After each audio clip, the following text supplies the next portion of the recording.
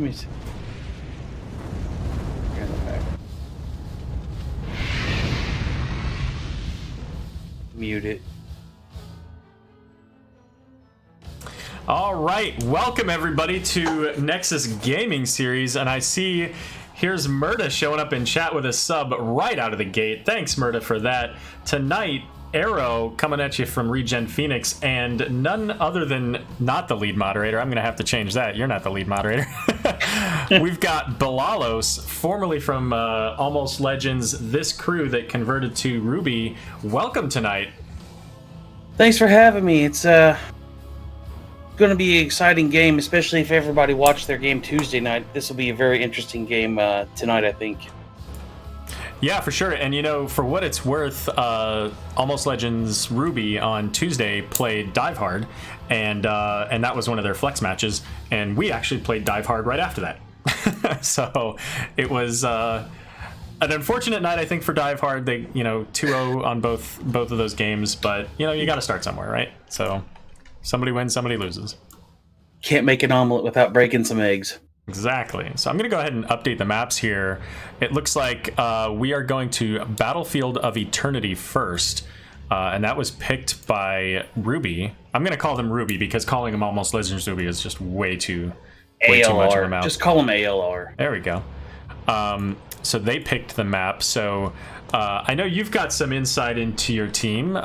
Is this a map that you guys enjoyed playing a lot? We played on this map, actually, now that I think about it.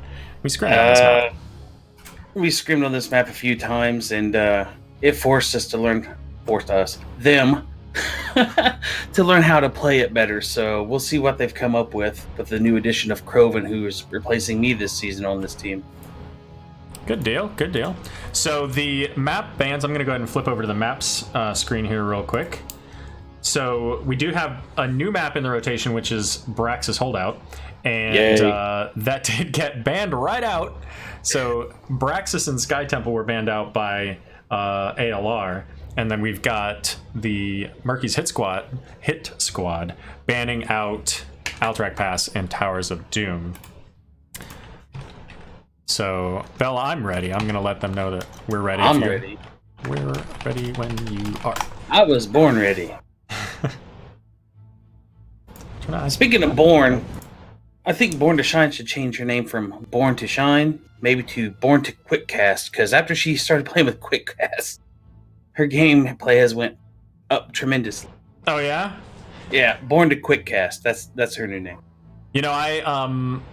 I use on release because I like to have the visual effect of where those things are going. I certainly understand, like, there's certainly some abilities where a Quickcast would be beneficial, but I still like that on release. It just feels better. I just use Quickcast. That's fair. You get used to. Well, you get used to if you're playing you're a tank player too. You know how far your skills go, and you just start boom dropping it. Yep. Right where you know it's going to go in the sense of the distance. So Battlefield of Eternity, as Munkus pointed out, the 1-2 lane map, Braxis was banned out. This is the other, and a lot of potential. Yeah, for sure. Well, and they changed on a little bit too. So I was interested to see how much she gets banned now, right? Because they shrunk down the area of the grenade. They did something with her level 1 darts as well with sleeping or something like that. So yeah, but a good Ana can still turn a game pretty quick, and people that put a lot of time into her, those are minute changes that aren't really going to affect the value she can bring. Yeah, for sure. And especially on a map like this, because with all of the kind of funneling that you do through the narrow passageways, it doesn't matter if you've got the increased grenade size. It's still going to be enough. But we are seeing some pretty valuable bans here. The Sylvanas ban, so they're not going to get that free bonus push. The Anubarak ban. I'm a little surprised about the Morales. Maybe a scouting thing? It must be. I'm not personally super familiar with Murky's Hit Squad yet. I'll be watching. Diablo's okay on this map. It's not. He's an average tank on this map, I guess. Oh. playing Diablo into Garrosh. And I know Tribulation's Garrosh is pretty nasty. And an Artanis for the race, but that's a pretty nasty combination between those two. Oh, we're not on the draft page. Let me switch that. Why didn't never say? Oh, as soon as I said that, Monkus can't see the draft. But that's a really nasty setup between the Artanis with the swap and the Garrosh throw. Whatever order you choose to do that, you get one person really isolated with that. Yep. I've never actually seen Hoedown play Artanis, so this will be a treat for me. Right on. It must be something he's had it in the off season. So, The Bell, Stukov. Sorry, go ahead. Well, I was just thinking the Stukov here, and I understand the Hanzo. I don't know, maybe it's a denial, the Stukov here. I guess you got the choke point, the lurking arm can help there, but it'll be interesting. We'll see how it pans out. Yeah, so I mean, it could be a denial, it could be something that they're comfortable with, but another thing that I see with that is that they may still look at something like even like a Maev with a Warden's Cage or something to combo with that Diablo. Because they have some pretty decent race out of Hanzo, so they can look at more teamfight-oriented heroes as they ban the Rainer there as well. This realm needs me. Is that skin not banned anymore? Still banned? Oh, is that the Striker skin? Yeah. I'm pretty sure it is, but that's up to them to deal with if they bother to pay attention. So now we've got a Anduin as well, so they can pull out. So I guess the Stukov doesn't really have too much. The Imperius can stun. You get the stun Celestial Charge with the, I guess, potentially the Jaina ring into that. You've got the APOC to follow up with that. So I mean, there's still a lot of potential lockdown for that Stukov to gain value from. I didn't think Crowan would play that. I thought there was another hero that might be coming, but I didn't want to say anything. That's fair. Yeah, so we'll leave the speculation of ALR over to me. Let me see if I can. You keep talking here for a minute because I'm going to try to get everybody put into the teams. The Hanzo's going to probably race and look for a defense, I think, out of. Oh gosh, what's the other team? Murky Hit Squad? Murky's Hit Squad, yeah. That's my strategy. If I'm them, I'm going to send Hanzo to the Immortal to try to burn it while we 4-man defend. Yeah, that's because fair. The race, I think overall, 5-on-5, the race favors ALR between the Li Ming and the Artanis and a little bit of Tychus. Yeah, and especially depending on ultimately the type of Li Ming level 1 that they start with. Who am I missing? Diablo, Imperius, Stukov, Hanzo, Jaina. Just enough time to get these pop-ups. I love it. Okay, so on the blue side, we're going to have Born to Shine on Anduin, Hoedown. Over on Artanis, Crovan is going to be on Tychus. Tribulation's going to be on Garrosh, and Imsa is going to be rocking the Li Ming. And for Murky's Hit Squad, I need to change the scene there to the game. Let's see, who do we have here?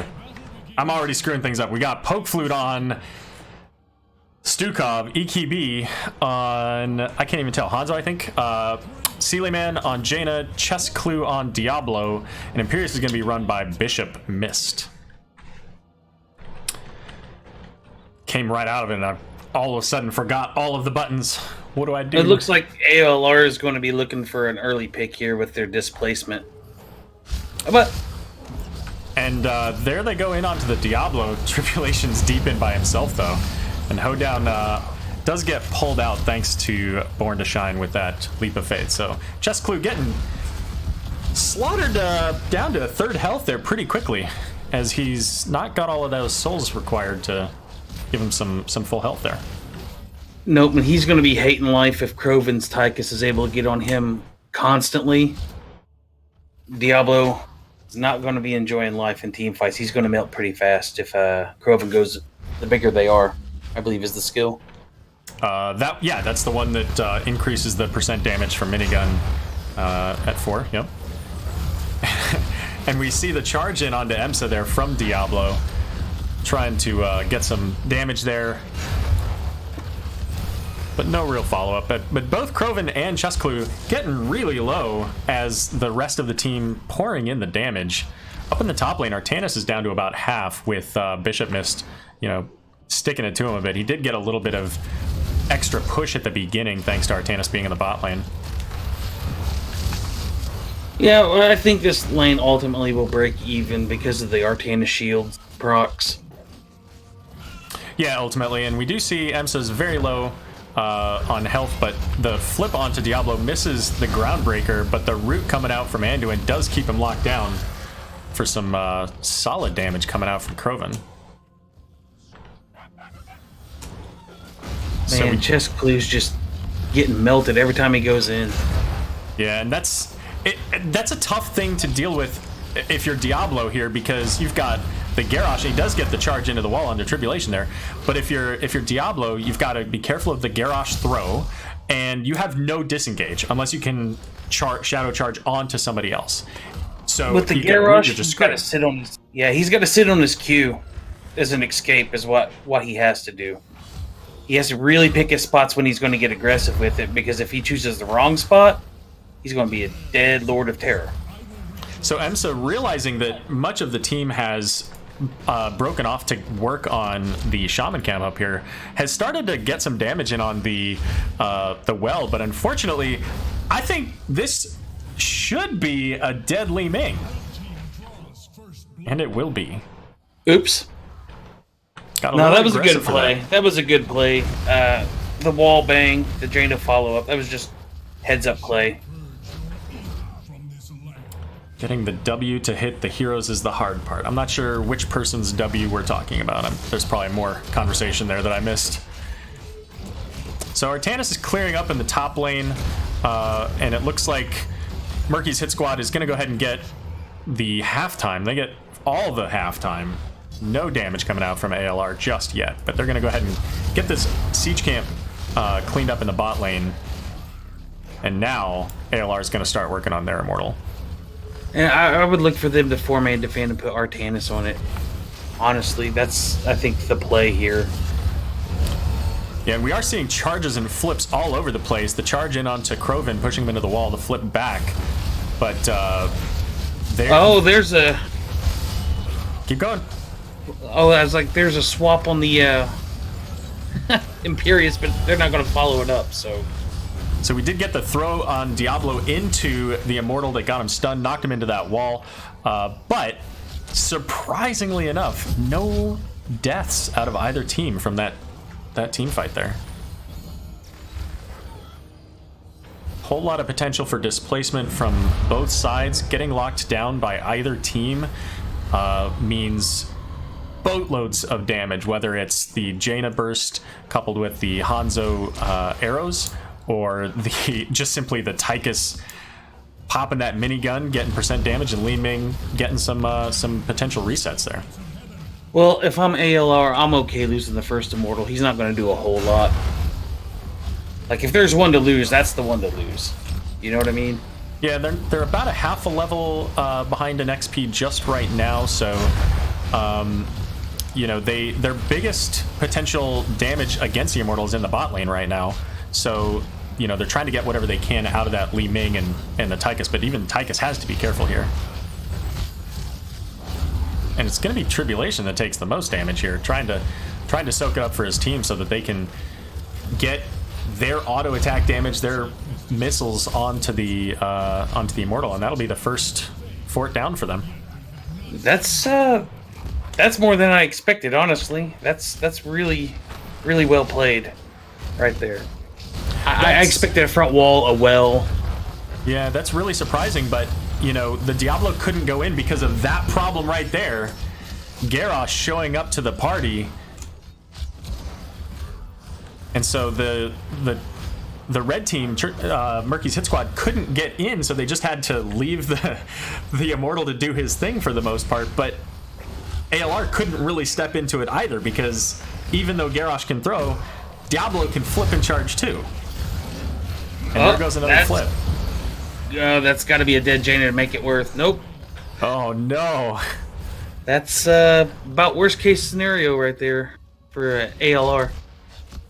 And you know that could be one of those reasons for the Stukov pick too. Is that yes, the Garrosh can throw you, but if you can get a silence down on the Garrosh, he can't taunt. He can't necessarily get a groundbreaker stun depending on the positioning. So you may still be able to make it out, and that's what happened there. Tychus was a little bit too close where Jaina was, and ended up getting that silence as well. Yeah, let's see if... nope, we're not going to get an engage there. ALR is just going to play it safe. We should get a rotation over to the Shaman camp here from Murky's hit squad. And it looks like that's what they're doing. Now keep in mind, too, that the Impaler camp damage base did go up from 50 to 65, so that's a pretty significant damage bonus. And ALR's coming in here. They're a little bit late to get the camp, and it's probably for the best because they didn't really have enough people to engage into that. Oh, the whiff on the Aero. Feels bad, but now they've got to kind of be careful here because we do have level 10s for Murky's hit squad. So we did see that that Dragon Arrow from Hanzo, the Ring of Frost for Jaina, and they're coming in on this knowing they've got 10s and that ALR's right here. They're going to come in and get this free Shaman camp. That's just, you know where your opponent is. They can't challenge you. That's just a good call right there, I think. Yeah, for sure. So we also did see the massive shove, angelic armaments, and apocalypse. So this is the challenge for BOE. This is where getting that first immortal makes a huge impact on the early game because now they have that pressure in the top lane, and getting to 10 thanks to that increased trickle XP makes it so that they've got all their ultimates and get a full shield immortal going into level 10. And this, if they get a kill here, this could lead to game even. You think so this early? I would like to point you back to the Div C Grand Championships. So yes, it probably won't, but it can. So they just have to be really careful here. There's the Hanzo Arrow, followed up by the APOC, and there's the Ring getting onto Artanis, but it's going to be Garrosh taking all that damage, gets the taunt out, but no follow-up to complete it. And Sealyman's going to go down in the back. So far a 2-for-1, as now Li Ming gets caught as well, thanks to that, I don't remember the ability name from Imperius. And so they still have a full health immortal. So if they get this keep down here relatively quickly, this is that worst case scenario that I was just describing, because they still have their team relatively healthy, with the exception of Diablo. So they've got to be really careful here. Both teams have to be careful, and they're going to go ahead and back out. I think that makes sense. Discretion is a better part of Valor here. Yeah, and their Jaina was pretty far back. I think she was dead earlier, so if she hadn't died, I think that's at least that keep. Yeah, I would agree with that assessment. If Jaina doesn't die, that's definitely the bottom. And ALR, realizing this bottom camp is coming up, trying to be a little bit cautious, but there's nobody coming to get it, so they can go ahead and step in and take this one.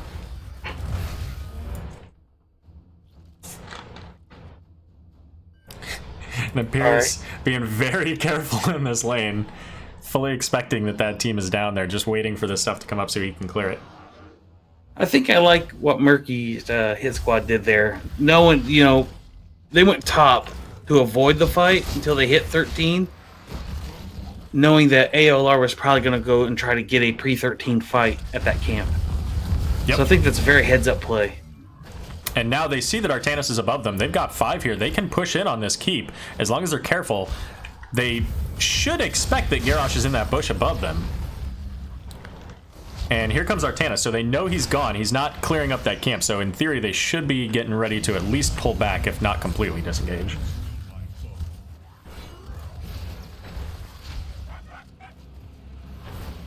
Yeah, they just need to pull back. Yep. There's nothing there for them at this point. And there wasn't anything else that they could do, right? There was no camp available on the map, although it's coming up now. They had pressure in the top lane, so they're getting value, pushing that lane up top, but they couldn't get Soak anywhere safely. So keep them busy. Yep, just make them stand there and force them to respond to you, miss that top Soak a whole wave, and continue to build your lead. And with the Immortals positioned where they are here, this gives a lot of value to really both teams because they can push the halftime. ALR has a fair bit of time, but Murky's Hit Squad could be really patient with this if they wanted to be, but looks like they're going to go ahead and start a fight, so take it away, Bell. You can win this fight right here under the Immortal. There's a taunt from Tribulation. The Anduin's going to pull him out. This is the fight. If they can just get the Imperious, nope. Hoedown's in trouble. He goes down. Kroven's gonna go down. That's 2 for nothing, 3 for nothing. But I think that's a fight. If you're ALR, you had to take at that point. You're not gonna be able to handle another full shield Immortal. I agree. And that silence onto Garrosh at the end, once again, just showcasing how brutal that lurking arm can be in those choke points, and they will be fully up to defend the Immortal, but they've got to make something happen. They've got to get a play here, get one of these big damage, maybe the Jaina if they can find it somehow, or even if they can get a good flip out of Diablo so that they can eliminate the front line. They got to do something, and they're split right now. Yeah, he's still at 100 souls, so he's really tanky. Thanks for reminding me. I'll put up the talents for everybody to see, since I haven't done that in a while. I think they're just going to have to get whatever damage they can on this shield. They're going to have to... Oh, nope. They're going to play it aggressive. And I think this is probably the best play for them. They come in behind, they try to get the fight, they are taking it. Steel Man's going down with the laser. Here comes the Ring of Frost, gets Artanis rooted after his swap, but there's the Anduin bubble that gets interrupted by the APOC. If they can get the souls... They're so close, and EMSA goes down as well, so now it's two kills to 1, but Chest Clue is so close and almost has Tychus finishing him off, but there comes the Odin. Should be able to finish off the Diablo. Oh, there's the soul reset. That's what they needed, that really bad. But they still have an Immortal now on the court. They've got to pull back and deal with this. They got the best value out of that fight that they could. They reset Diablo's souls, and they are getting core damage now at 70%. I think that was probably the best ALR could hope for there. Yeah, and they did the right play. They came in behind the Immortal to make sure that they weren't walking through a potential AoE stun that would split them up. They got the big taunt, 3 or 4 people on that. And now, level 16 on for Murky's Hit Squad, and they're coming down. Yeah. I was going to say, I don't think you want to sit there anymore, Tribulation. Yep. Give them the camp. So right now, very heavily in favor of Murky's Hit Squad. All the pressure in the lanes pushing up, 1 keep down. You've got Artanis in the top lane trying to catch up, trying to get them to that level 16 talent that's so important. And I don't know that there's a lot that they can do about this. Now Artanis is here, so they might be able to hold off the defense here. Well, they do have Li Ming to poke away, so... Hopefully they can keep them kind of at arm's length or get a swap on the Stukov there. But that's going to be a dead Artanis. Yeah, and that's the unfortunate thing about Artanis. It looks like Garrosh is going to find his way to the graveyard as well here, is that once you swap, you've got to be careful about that because you're surrounded now, and they have a Diablo and Imperious who can lock you down and you just die at that point. It looks like Tychus is also going to go down here, maybe? Question mark? Not quite. It's actually going to be Diablo getting taken out by that fort. Oh, if they can get another... Li Ming's starting to pop off here. And Imperious goes down too, fighting under that fort with the minions just a little bit outside of range. Fort MVP. Let's highlight that keep here. with the Dignitas flag flying high above it. But is it too little too late at this point? Because the Immortal is now at half, and they're having to clean up the lanes because they're so pushed in. That top lane was going what I would off like the core. to see ALR do here is go to their shaman camp. They got to know that's where they're at. The Immortal Health's not going down. They had to know that's where they were at, but instead they opt to work on the shield. Oh nope, they're just going to defend and put Li Ming up to work on it? Question mark. I think they have to 5-man defend, but they can't just defend. They have to actually be aggressive here because eventually that shaman camp and those catapults will cause a problem, and Garrosh is doing exactly that. Oh, that's huge. And the unstoppable proc for Garrosh gets him out, but Artanis once again gets rooted in the part there. Anduin gets the heal out, and it's a 2 kills for 1 now as Artanis goes down. Tychus is in the back lane trying to shred the Diablo and keep up with Stukov, but Stukov's going to get away. Emsa in trouble from the Imperius. Will teleport kind of dangerously over the wall there, but not punished by Bishop Mist. A big that was a clutch groundbreaker. heal from Born. Yeah, Born for had sure. a big clutch heal right there. That was definitely what ALR needed right there. But they got a shaman camp on their core, so even with those 2 kills now, it's over. They've That's game. Yep, the shaman camp melts the shield, and that will be game number 1 going over to Murky's Hit Squad. Yeah, I think you were right. The Stukov proved very valuable in those silences. Every time Tribulation would try to come in or a swap, the Warriors would end up on an island because the DPS couldn't get past the lurking arm, and by the time that was gone, one of their Warriors were gone. Yeah, and that that Artana swap just so many times would get a swap, but swapping just anybody doesn't help you, right? You have to have a good swap where you as a player can have value and survive, and I don't know that there was a good swap. The way that Murky's Hit Squad was positioned, they were always fairly close by to be able to make sure that if he swapped somebody, that he was going to get punished for it. That's what you have to do when you're against that much displacement, is everybody has to, as soon as the swap or the toss happens, the whole team has to immediately collapse to that point. Otherwise, you're going to lose that individual. Yep. So just punish. Every time there was a displacement, it was punished. That was very well played by Murky's Hit Squad. Yeah, so I didn't feel like Almost Legends was, far outside on this. I'm going to go ahead and put us back on our lovely faces there, Balalos. Welcome back. So, I didn't feel like Almost Legends was, far outside. This didn't feel like it was a game where, they just got stomped. But they were, always 15% behind, right? They had 1 or 2 really clean fights where they were able to get some significant value. But for the most part, they were just always just a little bit away from what needed to happen for them to be on equal footing or better footing. Would you generally agree with that, do you think? I agree. They were really playing on their heels a lot. And when you're against a Diablo, you don't want to be playing on your heels because he can go super aggressive.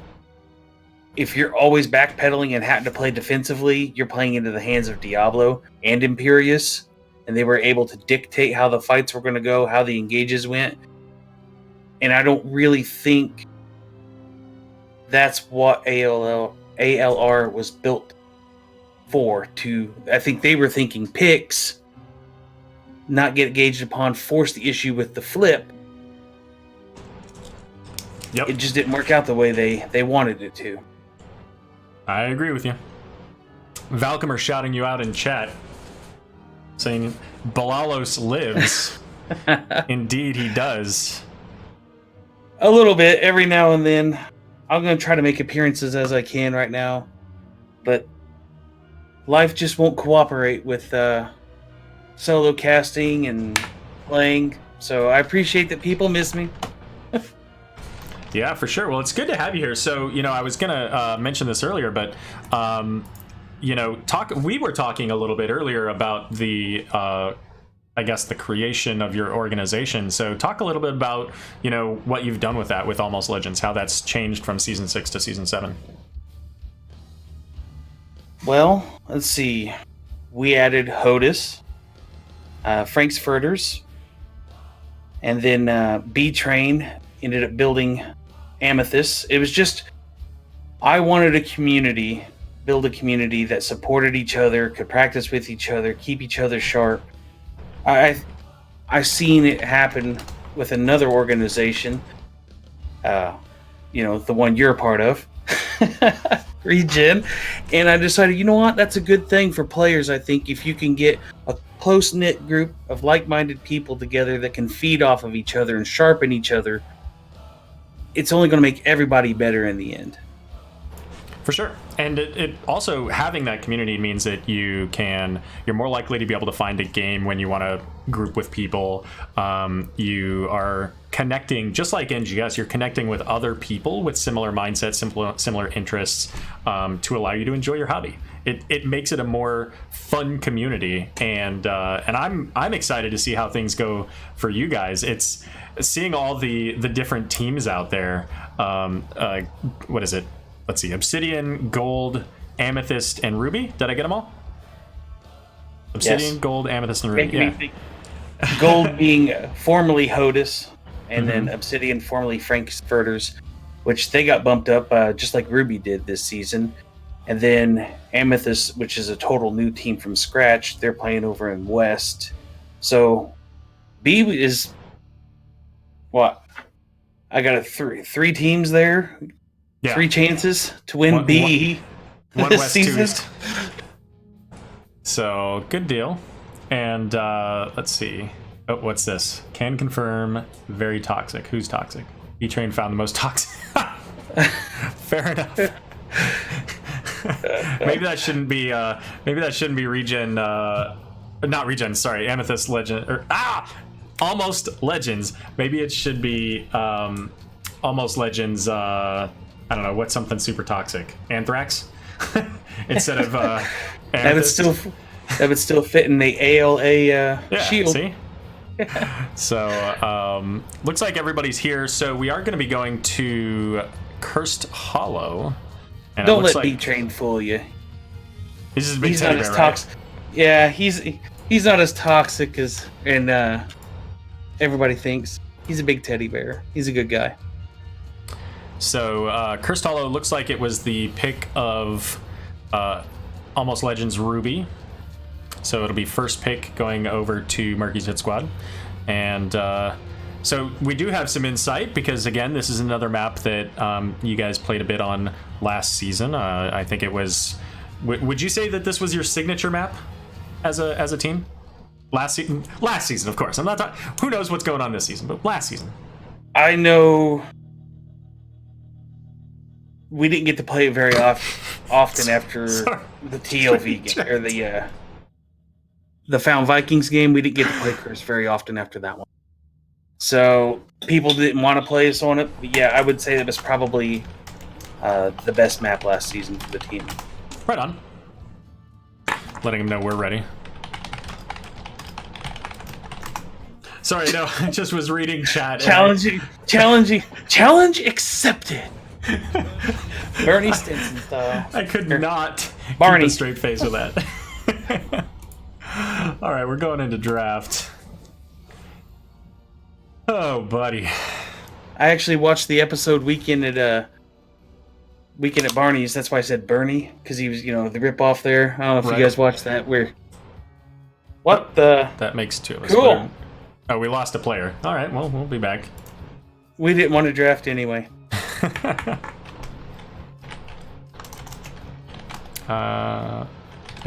There we go. We're just a DC.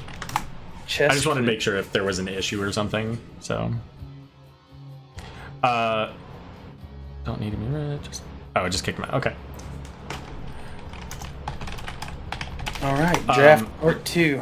Yeah. So just real quick here, while I apparently try to step on my dog.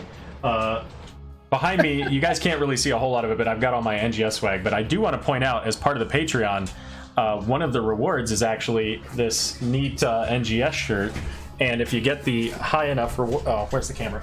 If you get the high enough reward, you can get a customized NGS shirt that has your name on it, and I'm not really close enough, but it says Division Moderator, because that's what the role that I decided to go ahead and go with on the shirt. There we go. Yay! So, draft part deux. And I'm changing dogs here. What's going on, guys? Jeez. Hopefully we don't have to listen to them much tonight, because there is a storm going on outside, so they may make an appearance, or vocally at least at some point, because I'll probably step on them or something.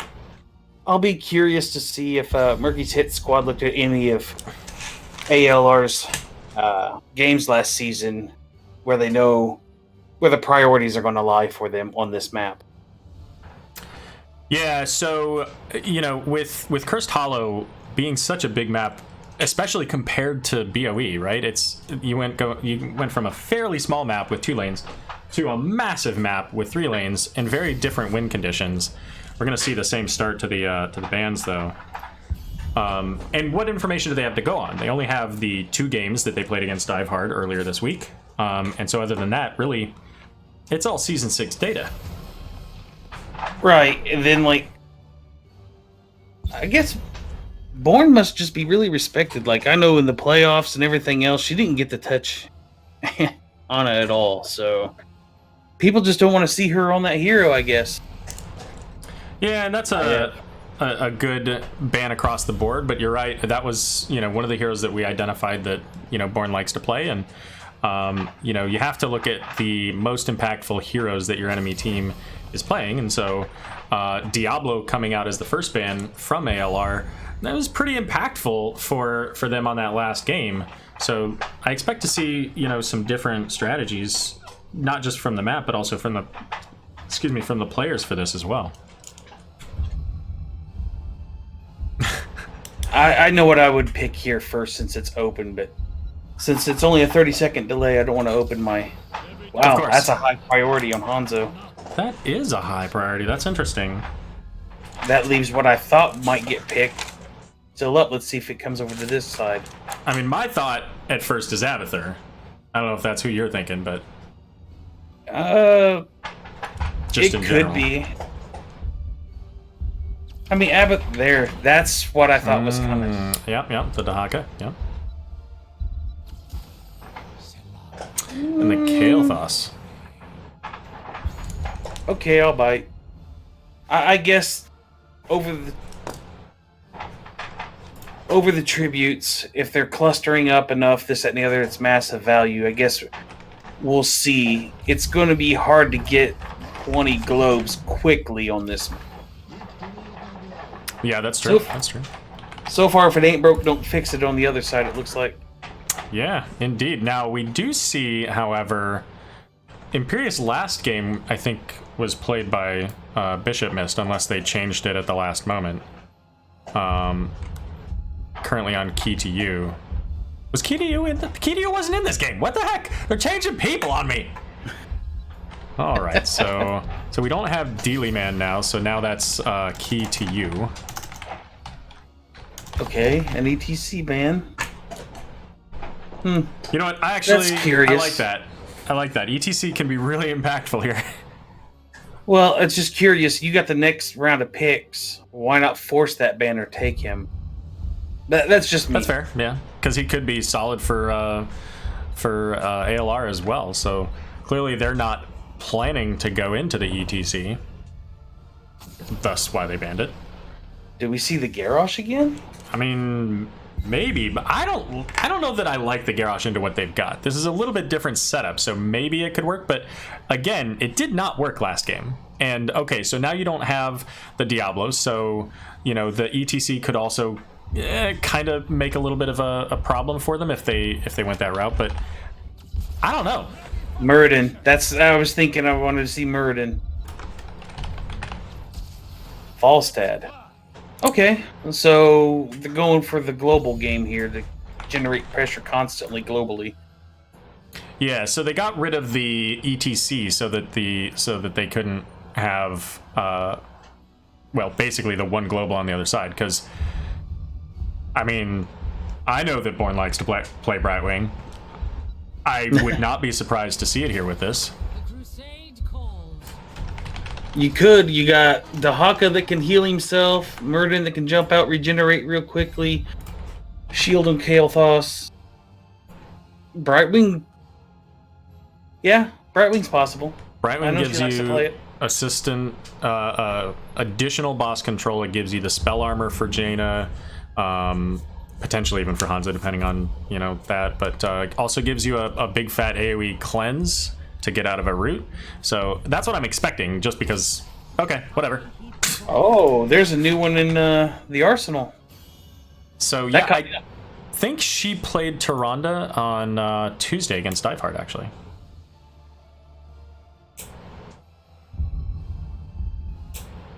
Did she? I think so. I'm not 100% positive. Andu in game 1 and a game... No, it was Andu in game 1 and a game 2, right? Yeah, I think... I'm not positive. It don't matter. We'll just go watch the VOD later. Exactly. I'm sure that I will add it to my spreadsheet at some point.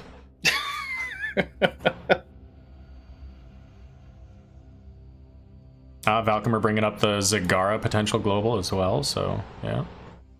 Make sure that they didn't switch people around on me. These. It looks like they didn't. You could play Zagara, but I don't know. Yeah, Since her strength was the early game, and now that the game changes, she kind of struggles in the team fight. You're really playing to just push if you get Zagara. Yeah. Well, it looks like chat thought Brightwing was the answer too, but go ahead and introduce your team, buddy. Oh, Born to Shine's on Tyrande, Hoedown is on Dahaka, Tribulation's going to be on Murden, Imsa is going to be on Kael'thas, and Kroven is going to be on Falstad. Sorry, I was asleep at the wheel. No worries. We got Bishop Mist coming in for the Jaina. Chess Clue is going to be on Johanna. Key to You switching over to that Imperious. EKB is on the Hanzo again, and Poke Flute on Stukov. And that is the Murky's hit squad. So, looking at this draft right now, I think point control with the Johanna is going to go over to Murky's hit squad. Yeah, we'll see how it goes. There are a lot of potential stuns coming out from ALR though, so there's the potential for a good solid blow up between Kael'thas and Falstad. You've got the Muradin stun, you've got a Dahaka stun, you've got a Gravity Lapse, you've got a Lunar Flare. Like, they've got a lot of lockdown if they can get somebody. Oh, I just realized ALR missed an opportunity to go all Dignitas. If they'd have put Tribulation on Stitches, instead of the old hook 'em, stun 'em, lift 'em, blow 'em up, that Dignitas back in the day was known for. Poke Flute? That's how he says Poke Flute? Poke Flute. Poke Flute? I don't know. Interesting. They send Kael'thas to solo the camp. Hanzo's on their camp. And actually, Kael'thas gets it done first. Wow. Yeah, and Stukov's going to come up here for Murky's hit squad because both of these solo laners are very low, and Dahaka's going to try to snag him, but it's going to go the other direction as Key to You does get the Celestial Charge onto Hoedown. But it's just Stukov. He's just going to walk it off. Let's see, what did he get? Tissue regeneration, going for staying power in the lane. Okay, so I guess one who collects after that at 4, so that he's just constantly got essence, maybe? It's that or Hero Stalker, right? It's a matter of what they want to accomplish with the Dahaka, what 4 will be. Right. So it looks like 4 was the Hero Stalker. So I'm interested to see Imperius got that new talent with the regen globes. I think it's at level 7. So I'm going to be interested to see if they take that. I'm assuming not, because a lot of the time that they spend on this map is going to be over the tributes. But I just want to see how it works. I just want to see, can Imperius grab a globe from lane and then come into the fight and then have a globe for the rest of it? Back. What's that? Oh, Imperius was like, KDU was backing in lane. I said he needed to go up there and just give him a love tap. So right now, ALR is ahead by a half a level. I think they're just going to look to stall. I don't think they have to get this one. They're to play to their strengths and what they do best right now with their draft is nope, they're going to send Dahaka down. Oh, there you go. That's how you get to the back line. Yeah, Dahaka gets in on that Hanzo, who by the way went Redemption, a little bit different build for this map. And Hoedown once again is in behind Kiryu, preventing him from getting to the wall, but he's going to Celestial Charge over. And Johanna with the Iron Skin is going to be able to just walk through. But right now, this looks like it could be in favor of ALR, and they will get that tribute. And now Chess Clue very low. Doesn't quite get killed there, but now the False Sight goes down into almost a Dahaka. Yes. All right, looks like ALR kind of overstayed their welcome a little bit. Pushed a little too hard trying to get to that Johanna, and Johanna's just damn near unkillable. If you don't have that serious lockdown when she doesn't have her Iron Skin. Walls of Hope. So we do see here with that mid-camp, which was picked up just a bit before the tribute, gets the full wall in the middle. Against Murky. So. If I'm just speaking as a tank player, if I'm looking at all the stun and lockdown on the other side, I mean, the health isn't going to matter if you're locked down constantly. The cooldown on Iron Skin's probably more valuable with all the CC on the other side, but that's just my thinking. I think I agree with you, actually. Yeah, the cooldown and the additional shield. And Chess Clue walking in just barely dodges out of the hammer toss there from Tribulation. ALR split, this isn't good. Yeah, this is an interesting position. And they're really watching this bush, making sure Dahaka doesn't come in, but there he comes, right into the back line here. Oh, wow, what a reaction. Yeah, I mean, they kind of expected it this time, and right in the middle, he's popping that AoE from Hoedown there. Poke Flute does manage to get out, but big Flame Strike! Get the baby! Wow. But Tribulation is super low, trying to get away from Kiryu. Krovan also very low, but it's a 5v3, but they're fairly low in this. I don't know that they should keep going, but they are going to get the Jaina kill out of it, and also the Imperius. So, okay, fine, whatever. They don't care about health bars. Health bars mean nothing to this team. Oh, see the lockdown right there? He played with fire. Playing with fire. Oh, he thought he was going to get over the... Yeah. Hey-o. But... and that's going to be a boss. It's got to be a boss, right? Yeah. I've been popping them up, Valkymer. This game. Last game I didn't. My apologies. We do have level 10s now online for Ruby here. Why don't you go ahead and call them out as we get them?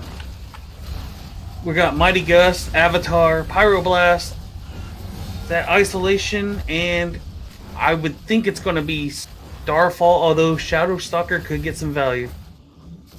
She's kind of sitting on it right now. Yeah. I kind of expect the Starfall too, but, you know, like you said, either one can work. So both teams now down a mid-wall thanks to the camps that they got out right before those tributes, because this second tribute, Murky's hit squad managed to get that. And it looks like ALR, knowing that they have 10, they're gonna steal this boss, or at least try to. That's a good call. Absolutely it is. The whole team's down here, basically. This is 100% theirs. And the tribute is right next to them. This is going to be an issue for Murky's hit squad. They gave away too much information. Showing heroes on the map, they just gave away way too much free information to ALR there. This is going to be a hard top push with that boss. The gust onto Imperius keeping him from getting across the wall. There goes the wall, and Pyroblast is coming in. I don't think he can make that. And wasted the Gosh. He did it for the memes. For the memes. Oh, I think for the memes. And they're going to keep the Dahaka with the Imperius gone. They're probably just going to keep Dahaka bottom the entire time and just continue to build this lead. I mean, that makes sense. They have a full health boss up here, so they can get a lot of value. It's basically like having a 5th hero for that siege damage. Nice big wall. They get the roots.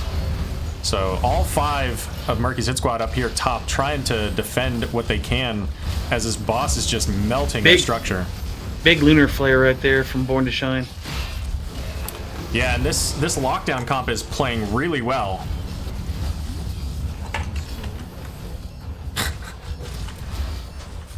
That's probably all 3. How do I turn off chat? Everybody's seeing messages pop up because I haven't turned that off. All right, so that's everything you could have hoped for with the first curse.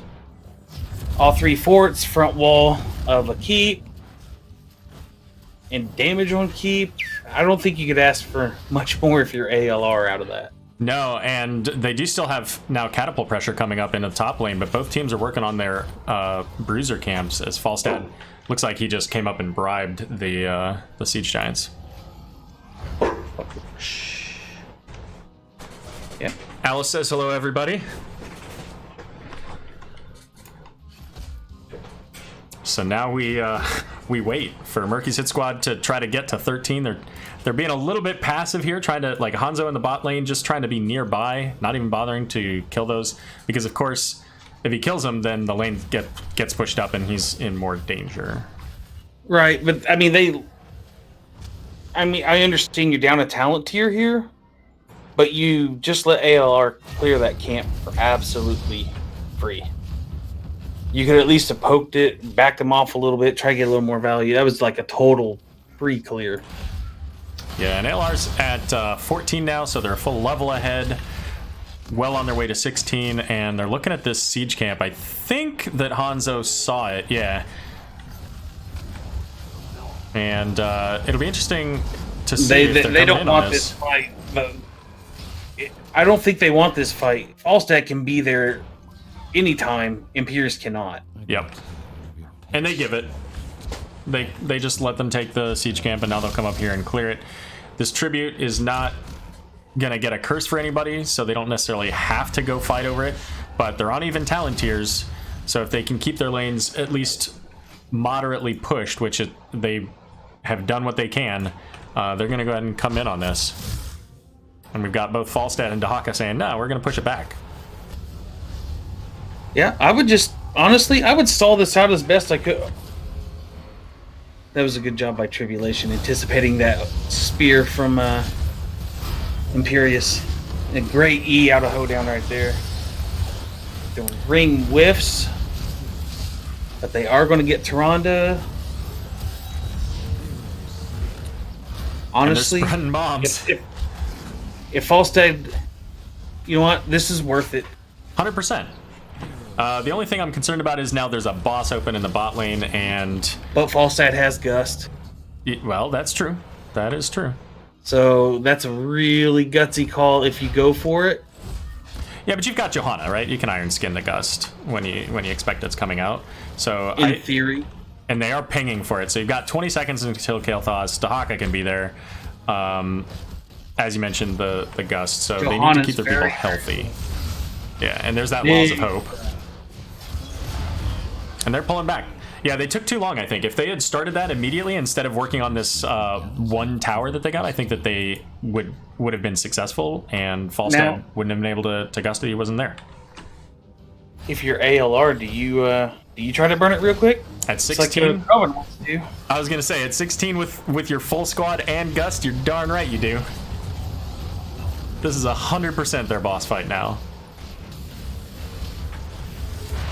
And yeah, you can scout at Hanzo, but it ain't going to help you, I don't think. And now if you're Murky's hit squad, I think you just fall back and defend. Yep, I agree. But now you've got a second boss, and that boss goes straight to core in the top lane. So This is a tough position to be in if you're Murky's hit squad. They've got to defend a bot boss. They potentially have to defend the top boss. And, you know, I think the call for them here is if they see that ALR heads up. Oh, Chess may have played with fire, so to speak. Yep. There's the gust into the corner. That was a great gust. And the living bomb is getting spread. They do get the kill on the Stukov. They get the counter kill onto that Falstad, though. So 2 deaths with a boss pushing in the... Oh, goodness gracious. Goodbye, Hanzo. Avatar getting procced, trying to continue the fight behind the fort, knowing that the boss is going to soak all those shots. Here comes that stun chain from the team, and onto the Imperious, but the Celestial Charge... Huge RP. If they get... Oh. Born almost getting taken out, but the team comes to a rescue there. And you just have Jaina with Bishop Miss there trying to get some poke damage. Bell, I know you wanted 2 games, but it looks like we're going to go to a game number 3 here, and I think that this is quite a series now. Yeah, it's anybody's series now. Backs against the wall, ALR goes to Old Faithful, one of their better maps, and shows they still execute this map quite well. Thank you very much, Bigsby, for the bits. I appreciate you cheering for casting and Heroes of the Storm tonight. Welcome. So game number 2 now. The map pick and the win going over to ALR. And so our stats, as far as kills, kind of similar to the last game. A couple kills less than the last game, but I think the game overall was a little shorter. The living bombs were brutal, and the flame strikes on point. Yeah, it was Chaos was really nasty out of IMSA. Yeah, absolutely. So we do. I just pulled up the talents here just to take a look at. You know, interestingly enough, we saw Ice Barrier for Jaina at 13, that being the shield from the damage, but instead of the Icy Veins. Afraid they weren't surviving as much as they felt like they should, maybe. But it's hard to give up Icy Veins at that tier. It's really, really hard to give that up. Yeah, no doubt. So, all right. Well, let's take just a quick break here. Let's take a 2-minute break while we wait on the teams to select their water break. Their team, yeah, or their map, exactly. So I'm gonna go ahead and go back to the. Why don't you have the Hydro bot that Murda has? Aero, you've been casting. You should have consumed X amount of water. I'll have to. I haven't done a lot with the extensions. I don't have like the pop-ups because I don't use the Streamlabs version of OBS. I just use the original version. So one of these days I'll work on that. But there's a long list of things that I want to do, like we've talked about, setting up for like the neat little quick movies and videos and stuff like that. Yeah, so let's. They're already invited me, so let's go ahead and do just a 2-minute break. We'll be right back.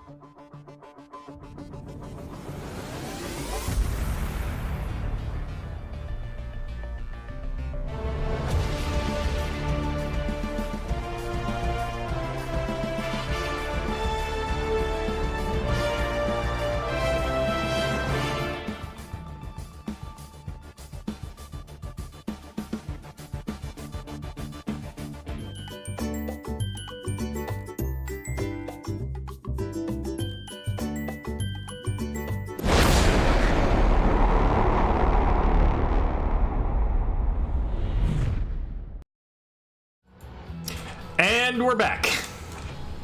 Oh, hold on, Bell. I gotta unfreeze you. There we go. I had you frozen in time because I had the Discord window shrunk down. So we're back from break. Our teams are all ready to go. We are gonna go to Dragonshire. Thank you for that commentary, Alice. We're ready. Okay. So let's take a quick peek at the maps here. So we saw all three of these games now have been picked, or maps have been picked by Almost Legends Ruby. We had BOE first, which was won by Murky's Hit Squad. We had Cursed Hollow, which we just saw, which was won by Almost Legends Ruby. And now we're going to Dragonshire. So what do you think of Dragonshire there, Bell? Heavy rotation mid bottom. You need to get a hero up top that can hold it alone and force them to rotate somebody up. You have to create mismatches in the lanes in your favor. If you don't get a hero up top that can handle the other solo laner, then the mismatches tilt to the other side. I really feel like this map is about who can force the lanes into their favor by forcing somebody to top to aid their solo laner. Yeah, for sure. And you know, there were some changes to Urel in this last patch that might actually help Urel be a more common face on Dragonshire again, just like when she first came out.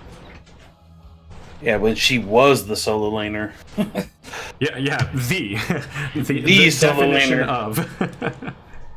There's pick her or banner. Let's see. So we're following Dude, similar the Sylvanas.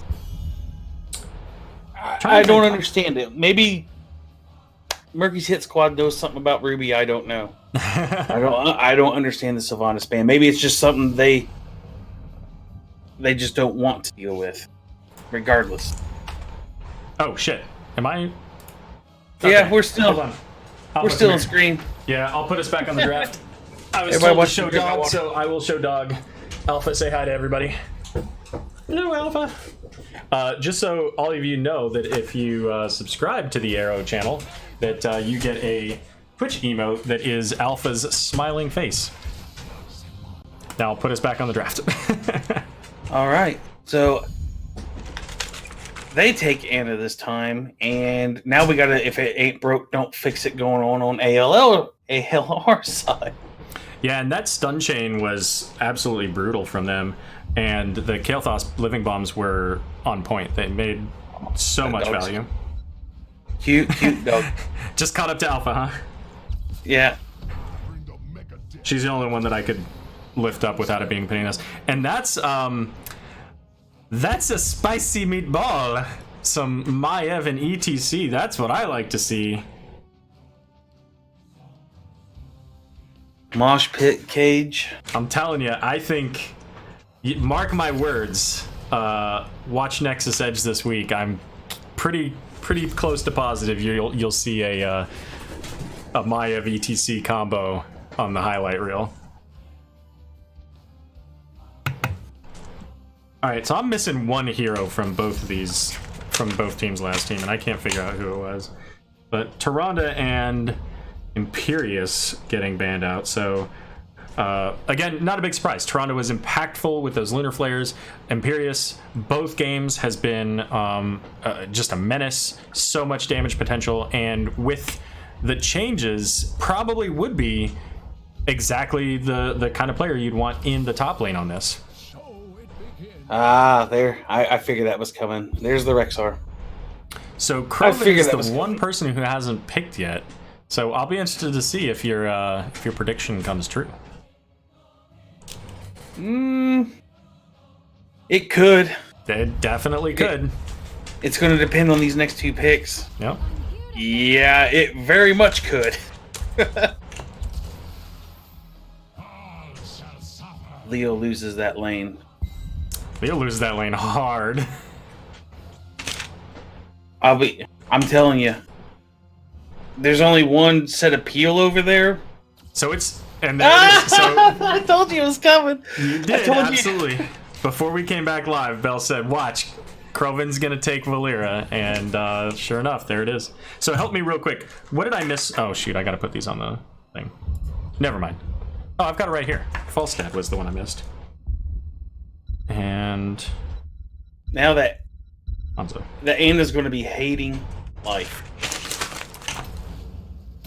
All right, so you talk for the loading screen here while I fix up. Anna's going to be hating life this game. ETC is going to have to. He's the only true peel over there, so he's going to have to play very, very defensively and sit back a lot.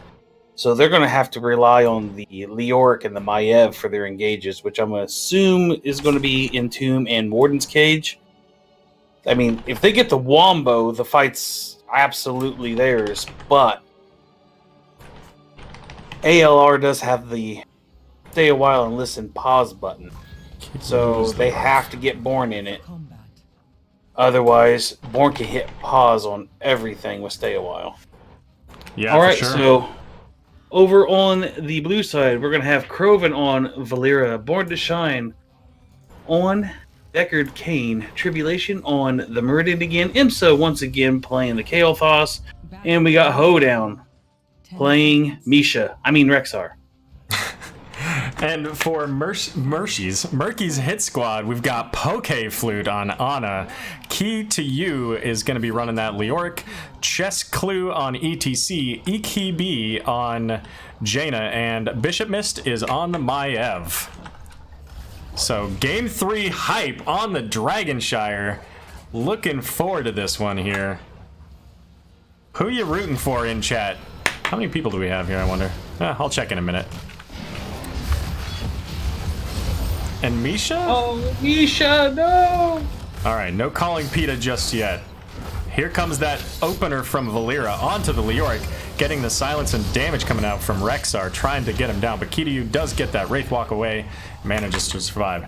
But Murky's hit squad already on the rotations. They've got the Jaina, they can make that happen quickly. And the interrupt onto Muradin, who was coming down just to try to get some XP. But by the way, Valera things in the top lane managing to take out that Leoric for first blood. See, they're going to have to play this. Not like that. Not like that. But if you're going to have to play like a Zeratul. With the Valera on the map, you're always going to, if you don't see her, you have to consider she's close. Yeah, for sure. Whether it's top, bottom, you always have to play cautious with her on the map. If she's not visible on the map, you don't for sure know where she is. You just have to play safe at all times. And ultimately that goes for ALR too, though. I mean, they've got to be careful because they do have a Maiev who, while she doesn't have the stealth, she can get in quickly and cause a lot of chaos with that Umbral Bind. Pull you that back is into a true. team. Then you have a dead Kael'thas like we saw. I'm just looking. I think the wave clear is going to favor Murky's hit squad. ALR is going to have to really rely on Krovan getting a few key picks, because right now they're gonna get out wave cleared. I mean, you got Kael'thas, but and now we've got the silence going out onto the Leoric here top lane once again, almost able to get him, but just a little bit outside. We'll have to keep flipping up to that lane now as Valera's getting the mid-soak. But Tribulation goes in, trying to hold on to that point for a little bit. The tether was fabulous. And in a way, we kind of have a similar requirement as we had in Game 1 coming out from ALR. They want to get these solo kills, lock them down, kill them as quickly as possible, so that they have an advantage in the fight, because otherwise, they lose. Leo's playing so dangerously up top. Yeah, that's a really tough matchup for Leo. I don't know. Seeing Rexxar on the other side, I don't know that Leo was, the best idea, but they may be looking for later in the game when they can do an Entomb with a ring or an Entomb with Warden's Cage or, I don't know, something off of the mosh pit. Well, I think if you're ALR, you got to win this game pre-20. Yeah, for if you sure. get But buried Kroven's in trouble right now as Maiev comes up and turns the tables as they were trying to get in on the Leoric, but out of the shadows, it's not just Valera. And Living Bomb getting spread all over the place in the bot lane.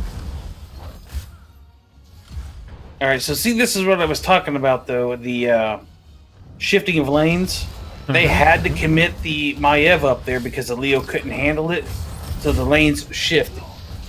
And once the lanes shift, then they can just go in and they can claim this bottom lane. And now Valera's...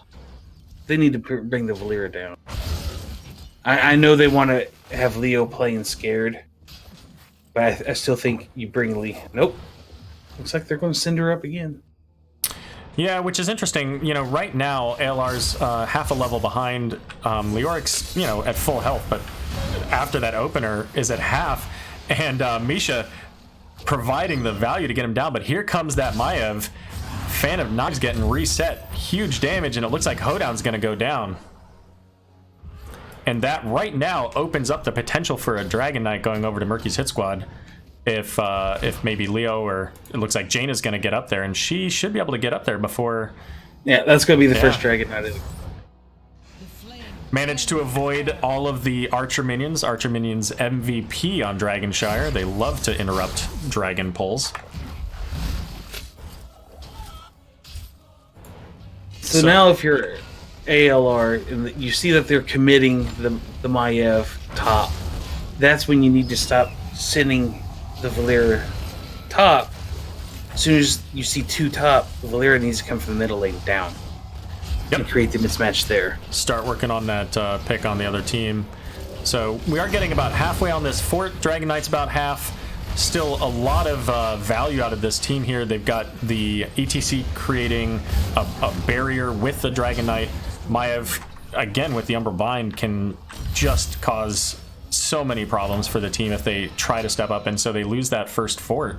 And so once again, this first objective of the game, just like on BOE, getting a little bit more value than maybe you would expect out of your first objective normally. Yeah, that's because of the lack of siege on the side of ALR. There's going to be the siege advantage definitely favors Murky's hit squad. So we do see. Go ahead. Sorry. I was say Jane is great at siege. Maiev can do a decent amount. Leo does a decent amount. Yeah, so we do see the level 10s coming on for both teams. Murky's hit squad has the Ring of Frost, the Warden's Cage, Mosh Pit, Nano Boost, and the Entomb. So pretty much everything you would expect. But ALR's got theirs as well now. They got Bestial Wrath, Stay a While and Listen, which is to hit the pause button, Avatar, Cloak of Shadows to get out of everything, and we're going to get Meme Blast again. Which, that's fair. I mean, I usually prefer the Phoenix. I mean, not just because it's my team's name, but because it's a good zone control on these points. You get just free damage. And Valera's trying to push back the Leoric there as well, up in the top. But we do have a 4-man versus 3 in the bot lane with the camp, so they are going to get this full wall. And here comes Valera and Rexar in the back. Onto the Ana, looking for this. There's the combo, ring missed, the Decker. Yep. And there was the pause button. I didn't think she had that available. And Kael'thas will actually finish off the Jaina. Must have been a Living Bomb in the back there. Now, if the ring doesn't whiff there, that fight goes different. Yeah, they were in a bit of a tough spot having the Valera and the Rexar coming in from behind right onto their backline, onto the Ana. So that was a tough place to be, especially when you don't have a Leoric. And if you're Murky's hit squad, Leoric has to be the one to tell you, by the way, I don't have anybody. And there's the big Entomb onto Tribulation and Hoedown. But they both have a fair amount of health, but it's Valera taking out the Ana. Yeah. And getting taken out herself. That's what has to happen, I think, if you're ALR. Every time they do that, you got to punish the Ana. Whenever they're all trying to down whoever's in control, whether it be the Cage, the Entomb, the Mosh, the Valera has to punish the Ana. That's their best chance. And right now, the Dragon Knight channel is blue, but they just don't have enough people because they did get the Valeera kill, followed up by the Kael'thas kill after they lost their Ana. So level 13 advantage over to Murky's hit squad, as in the top lane now we've got, once again, the Maiev and Leoric. That's going to be another channel. Yeah, because ALR can't get in there, and now ETC gets the silence from Valeera by himself, trying to create some space and get out, and it looks like ETC will make it out alive, just barely. And they're calling for Ana, it looks like. Kroven lurking around the back, I think, is looking for that Ana. They don't have the Rexar as follow-up this time. What do you think, Bell? This is definitely going to be a fort here. I think they need to bring the Rexar down. They brought the Leo down. There's an Entomb on 2 of your squishies. And that got to stay a while, so now they don't have the ability to hit a pause button on the other 2 ults, which is Warden Cage and Mosh Pit. Mosh Pit. Yeah. That's a good trade because it's, what, 40 seconds versus 60 seconds, I think? Yeah, I believe you're right. 60 or 70. Here comes a Pyroblast on the stunned Poke Flute, and Ana will go down. The Mosh Pit does hit 3, but gets interrupted. And Maiev will go down shortly after. ETC's in a bit of trouble with that silence. The ring does hit Valeera this time with no cloak available to stop it, but ultimately will pop it and finish off the Jaina. So that's a 4-for-nothing team fight. All right, if you're ALR, if you're to take advantage of this, you need to time out these camps tempo storm style. Yeah, get them to gather together. I don't know that they have the time to do that. I think that they get the value out of that bot siege camp onto the fort here, because now they have to come down here. I think they almost should have just gone straight for that bruiser camp once they had that siege, waited for them to show, and then go for the bruiser camp. And it looks like Kroven and Hoedown are going to get that onto Key to You. And Maiev and ETC coming in to try to deal with this. And Kroven is just barely going to make it out. Calculated. Yeah. That's why, Cloak of Shadows, people, if you play Valeera, I think it's the better ult. It gets you out of so many things, and it's only like a 20-second cooldown. Oh, it's super short. It's definitely, if you ask me, it's the better ult. Oh, 15? Yeah, 15. Zoom out a little bit here. And there goes the power slide. Jaina gets the nano boost, but the tether onto Muradin doesn't get completed there. The Ring of Frost doesn't hit anything, but now EKB gets the pyro to the face and unfortunately does not have 15,000 damage done from chilled damage to get the ice block yet. Oh, yeah, I was like, well, that should be an ice block at this point in the game, but okay, we'll go with that. I'm surprised Ice Block isn't available, truth be told. Yeah, I mean, Jaina's been in the Dragon Knight both times, so, the significant potential teamfight damage with that locked out. Because, of course, Fire Breath, surprisingly, newsflash, doesn't chill people. Well, let's see if we can get some balance lanes here now. And basically start as if it was 1-1. Oh, there's going to be a little miscommunication. They overlap 2 ults. That's unfortunate. So we did see the bunt out on the Maiev, and Rexar looking to push top lane, get whatever value they can out of that. The Dragon Knight just taking so much damage. And they're going to go ahead and back out. But Valeera just reminding them that she's there. And the punt this time going to be on ETC. Shadows on that power slide was really top notch. Yeah, that saved Valeera for sure. And now they're trying to get onto the ETC, but the punt away. I don't know if that was intentional or if that was a misplay, but I'm going to go with a misplay. Yeah, they probably could have gotten the kill there. They did have the Dragon Knight and 3 others, so who knows? And EMSA being rather aggressive as a Kael'thas into the entire enemy team. There goes the silence in onto the ETC. The Ring of Frost manages to hit the Misha alone. And so now you've got the key to you in the back there. No Entomb available. And Krovan is the one that's in trouble right now. Very low, trying to get the Wraithwalk to catch up. The Born to Shine popping the stay a while, slowing things down. And Key doesn't have any mana now, so even if he catches up to anybody, not going to make it very far. Well, at first I had doubted Born's choice to go down there, but it ended up paying off. I thought for sure she was going to die to save Krovan, but they all walked away, so... Well, Kael'thas unfortunately did not, because he was a little too aggressive. I think maybe... maybe he thought there was more health on the Dragon Knight or something, or maybe it timed out. But ultimately, can't be that far forward when you're a mage. And looks like Hoedown's getting that same lesson. So Murky's hit squad putting it onto this top fort now. So this is all of the forts going down for ALR. Only one down for Murky's hit squad. Born to Shine caught into the Entomb, but no follow-up on the Death Bridge. I can't really blame him. Who wants to go fight there? Yeah. Do not squander it. Level 19 achieved for ALR. Very close to that 20. But as you mentioned early, if you're almost legends in this game, you do not want to be facing a level 20 Murky's hit squad.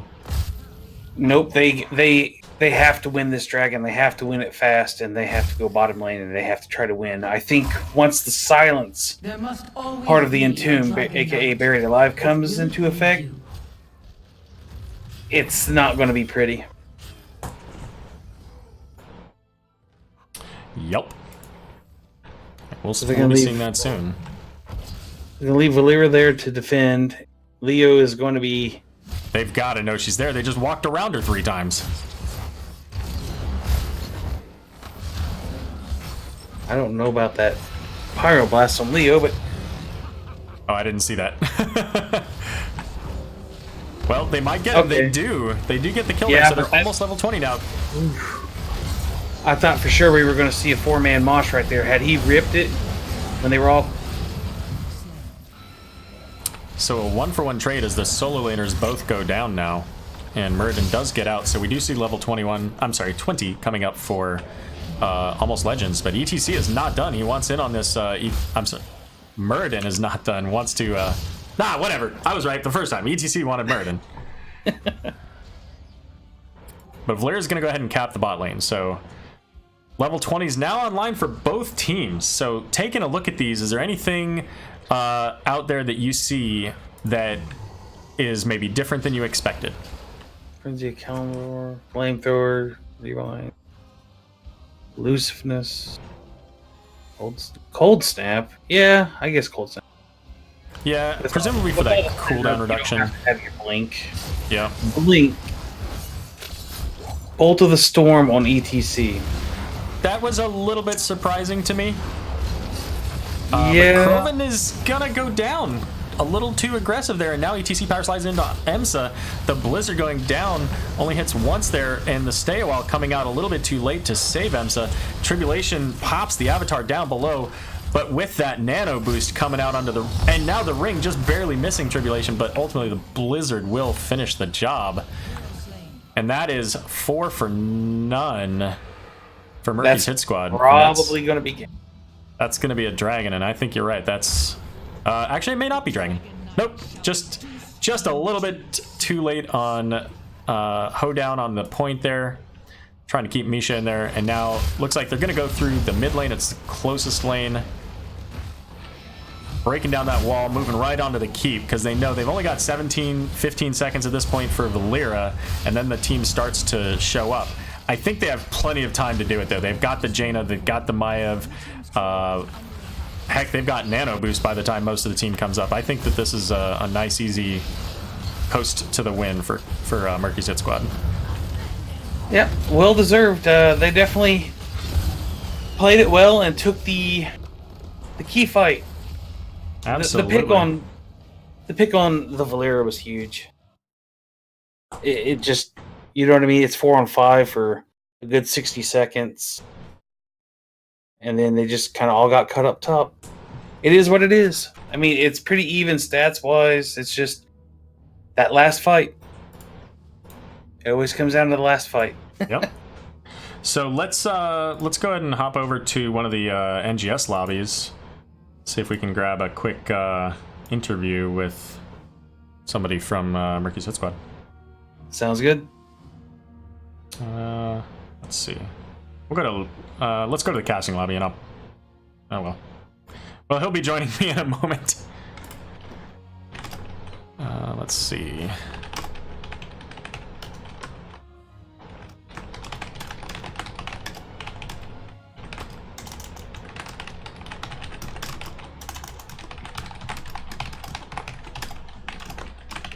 There we go. There you are. Sorry, I realized as soon as I left, I was like, wait, I just left the call. Poor Belle has no idea where I'm going. So, I'm not actually entirely sure who the captain is for Murky's Hit Squad. So I sent a message to EKB. We'll see who is going to join us.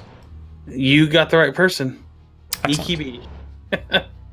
So, I'll do the research for you. Thanks, I appreciate that. That's the thing about Heroes. It's like, it almost feels like the first 19 levels don't mean anything. Get the 20 and win.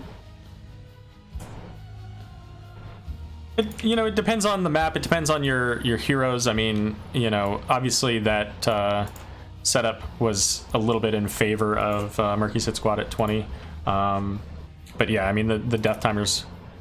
I will join lobby 1. Gotta tell EKB what I'm talking about.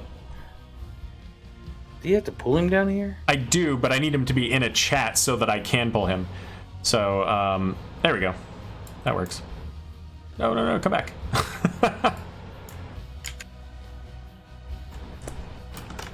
Let's go there and I'll move you. I mean, I guess we could just go to a regular lobby channel. I just don't like going in there in case random people show up. So, chat, if you have questions for EKB from so many Murky teams, Murky's Hit Squad, there we go.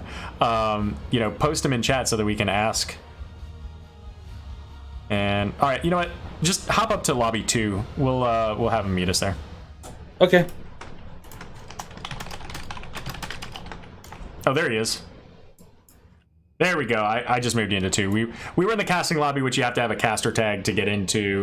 I was going to move you in there, but we'll just do it here. And hopefully we are not joined by any random miscreants. But I may be saying your name wrong. Let's start with that. Is it EKB? It's Ekeb.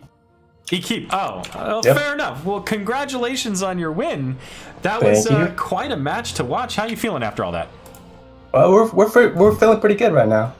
I can imagine. So Pretty hype. So that first game looked really solid for you guys. Did you guys win the pick for first pick, or was that Almost Legends that just decided they wanted map pick first? We won the coin toss and we first pick. Yeah, that's what Gotcha. happened. Okay. And so so you took first pick, and so they took you to BOE at that point. Was there any concern about any of the maps at all that you came across? Did you do some scouting? Did you know kind of some of what the heroes that these guys played on these maps? Did any of that come up, or is this a new fresh team? Not really. We haven't had any practice on Braxes or Alterac this season, or Towers of Doom that much, so that's why we banned them out. Sure. Yeah, that makes sense. So on that first game, we talked a little bit about the drafts. We talked about with you guys having the Imperius, a little bit of changes to Imperius. the race potential, and I brought up the Stukov. Is Stukov something that you guys picked specifically because of their Garrosh Artanis, or is that something that you're comfortable with and it works well with the Diablo, with the Jaina, and all that stuff combo? How did that build up? We picked the Stukov to synergize with our team with the Dragon's Aero into APOC into Silent, and that was our wombo right there. And I think we pulled it off pretty well a few times, and I think that's what won us the game on that map. You guys had a lot of control. You did really well with your rotations. You invaded their shaman camp after taking the halftime on that level 9 to level 10 advantage. You pushed really hard on that first fort. During that game, like, do you constantly feel that aggression? Like, when you're playing, are you setting up those plays? Do you know that these things are coming? How do your comms sound when you're doing all that? Well, I am the shot caller for the team, and I'm pretty confident in our aggression. Whatever I say, the team does. And, well, usually when we're a talent lead or when we're up in ultimates, that's when we are very aggressive. And that was definitely noticed on the especially on BOE, because you guys had that early lead thanks to that first objective, getting that first fort. Definitely. Always on the pressure on the map, and fully in their face. And there was one point I recall, and I think it was after this second Immortal, and Bell and I were talking a little bit about it, where the Immortal, I think Jaina had died, and so Jaina had just come back up. You guys decided to go for the top camp. Imperius was in the bot lane, and it was funny because he's just right at the corner of the wall, right? Just right there, just enough to see what's going on. Knows that they're there at the bottom, right? Because it kind of filtered through. And you guys go up and get that top camp. So when you're pushing in now into that bot lane, you see Artanis in the top lane. Right. Garrosh was sitting in that steam vent right above you. First of all, do you know he's there? And second of all, there wasn't much to do. So what was the intent there? Just to kind of keep in their face? Did you have other intent? Were you going for that keep in the bot lane? Yes, we were. No, we didn't know Garrosh was there. We just saw that Artanis is top. We have a talent lead. It's 4v5. So my objective there was just to poke the keep down as much as we could, and then from there just back off whenever Artanis is off the map. Sure. So I'm going to have questions for you for 2 and 3, but Bell, do you have anything you want to talk about on game number 1 on Battlefield? I was just impressed how much they got out of each Immortal, especially the first one, to get the entire fort.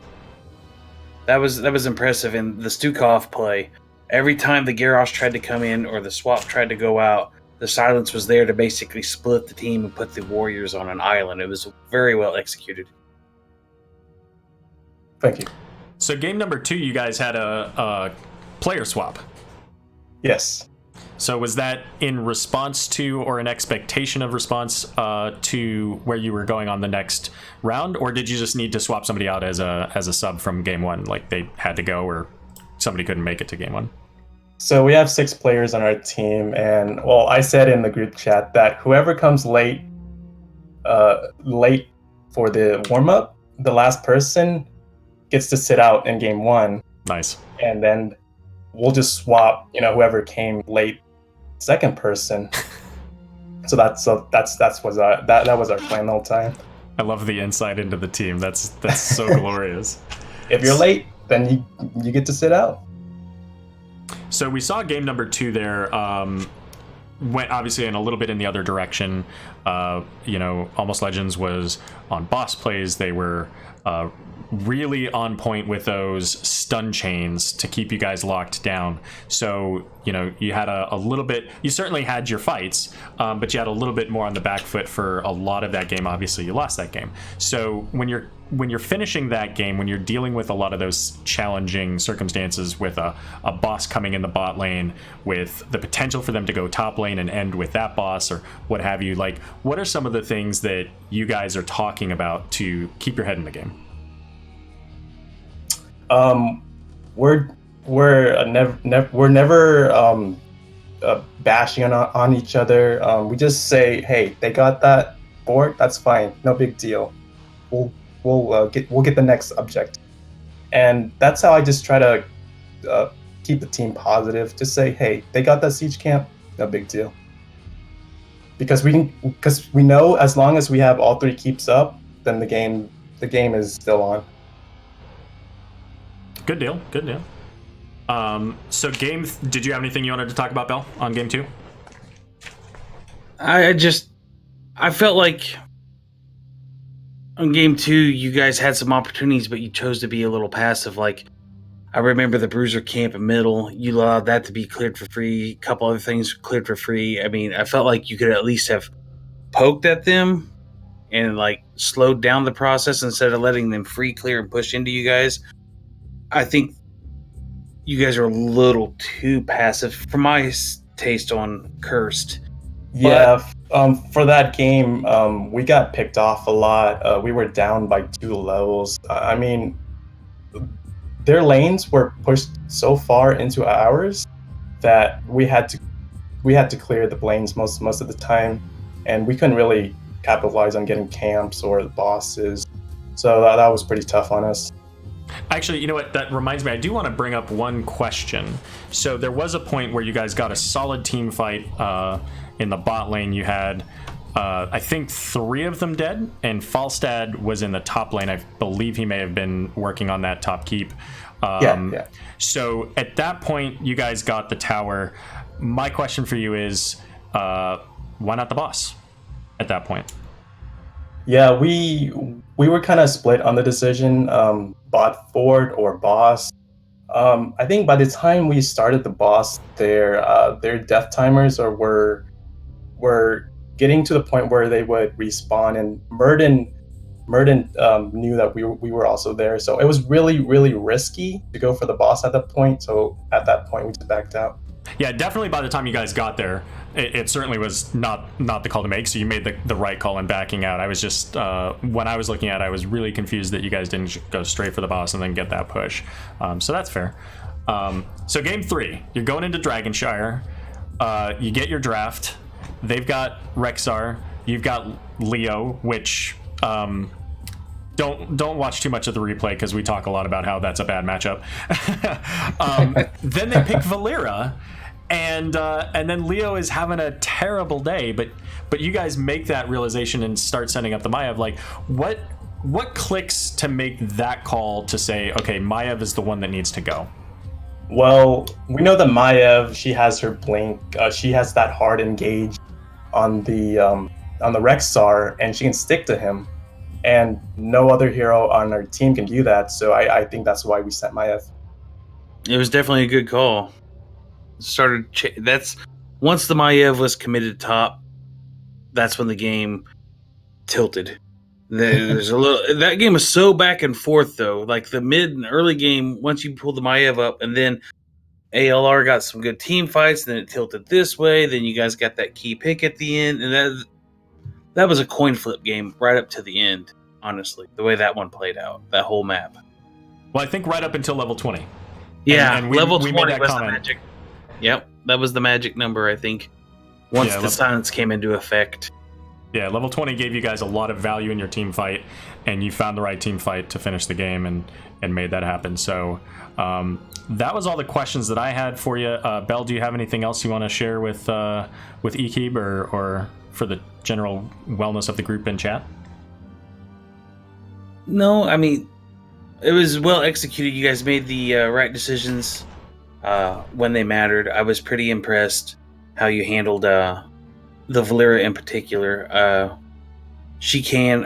I know Croven plays her to the point like if you don't really watch out for the Valera, you will get punished so hard. And I think you guys did a really good job of as soon as Valera would show up, everybody responded. So it was handled quite well. Well played tonight. Well-deserved victory. Good deal. Well, Ekeb, thank you very much for joining us. Before we let you go, any shout-outs for the general population out there? Just a shout-out to my team. I'm pretty proud of you guys right now. You guys played great. Shout-out to Twitch chat. Thanks for watching. Shout out to all you guys, the moderators, the casters, NGS. Thank you. Absolutely. Well, thanks again for joining us tonight. When you do me a favor, when you post your replay, because Braxis was one of the banned maps, make sure that you just post in the captain's chat or send me a DM or something, because I'll forget what you identify as the map ban, because Braxis is not available as an option right now. And then we'll go in and change that when Wraithling is back from vacation. Okay. All right, I got you. Good deal. So that's going to finish us up for this round. Thanks for joining us, Ekib. Now, Bell, you're going to be stepping out here for the evening, probably getting your rest on. But I do have another game coming up here in just 14 minutes with the... Let me pull up that game, because I believe that it is Regen Anomaly versus Die for Vision. Now... Everybody's got to die for vision, right? So I hope we see some maps like Cursed Hollow and what's the real one? Sky Temple. That's the one that you die for vision on. Yep, everybody's got to die for vision there. That is correct. I'm probably going to pull Twitch up on my iPad and watch Gold play until I go off into Dreamland. That's probably what I'm going to do. Good deal. Well, also, you've got Obsidian coming up with Annie Oak League later tonight at 11 o'clock Eastern. But I'll be asleep by the time those guys play. I love them. And I'm going to try, if they can get some games I can watch, I'll be watching them also. But Amethyst and Obsidian sometimes play a little too late right now for where my life is. So for sure, I'll have to catch VODs on those guys. Good deal. Well, thank you very much for joining me, Bell, tonight. It's been a pleasure having you, and I'm going to go ahead and put us onto the main screen for a 15-minute counter until we get to our next game. All right. Have a good night, everybody.